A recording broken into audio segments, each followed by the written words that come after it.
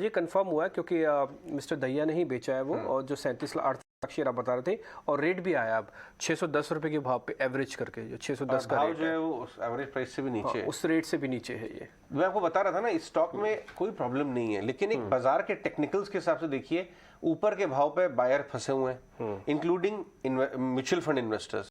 कुछ ने बेचा है हालांकि, लेकिन लोग ऊपर के भाव में फंसे हुए हैं। जैसे जैसे इसमें भाव ऊपर, उसके बाद एक प्रमोटर ने हालांकि उन्होंने एक फेयर कॉज के लिए किया है, ESOP के लिए ब्लॉक डील की, तो और माल सप्लाई हो गया बाजार में, तो लोगों के पास सब एपेटाइट तो पूरी फुलफिल हो रही है ना। अब फ्रेश बाइंग कौन करेगा इसमें?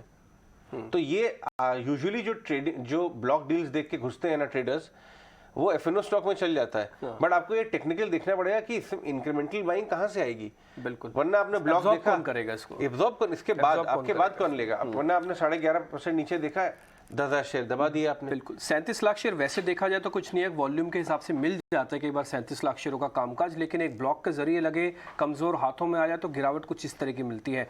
पार्थिव, आपसे ये पता करना चाहते हैं, PB फिनटेक आप अगर होते तो अभी क्या करते? मान लीजिए आपके पास कोई क्लाइंट आया और कहे मेरे को PB फिनटेक लेना है या खरीदना है या बेचना है, व्हाटएवर जो भी करना है, तो आप उसको भी क्या राय दे रहे होते? नहीं, डेफिनेटली अवॉइड की राय दूंगा। एक बहुत बड़ा ओवरहैंग है, रिसेंटली न्यूज बेस आया था कि IRDA is contemplating on the fact कि जो कमीशंस दिए जाते हैं in the insurance business are way too high.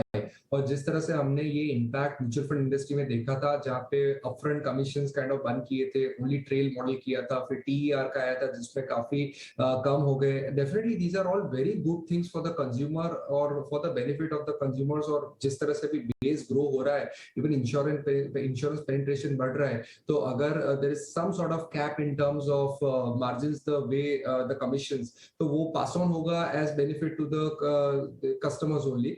तो अगर ये सब चीजें आती है तो हम जानते हैं कि PB फिनटेक का बिजनेस मॉडल काफी चैलेंज हो जाता है। और अभी हम जान रहे हैं कि काफी ऐसे न्यू एज स्टार्टअप्स आए हुए हैं जो ये बिजनेस सेगमेंट पे है। और दूसरा, I think very concerning point, the management selling the stake at this juncture, specially इतना वैल्यू इरोजन के बाद। हाँ, वो जस्टिफाई करेंगे कि उनको टैक्स लायबिलिटी थी, फलाना बनाना, लेकिन does not help the sentiment at all. तो मैं तो अवॉइड की राय दूंगा। आपकी तरफ से फिलहाल अवॉइड की राय है। एक ना रिपोर्ट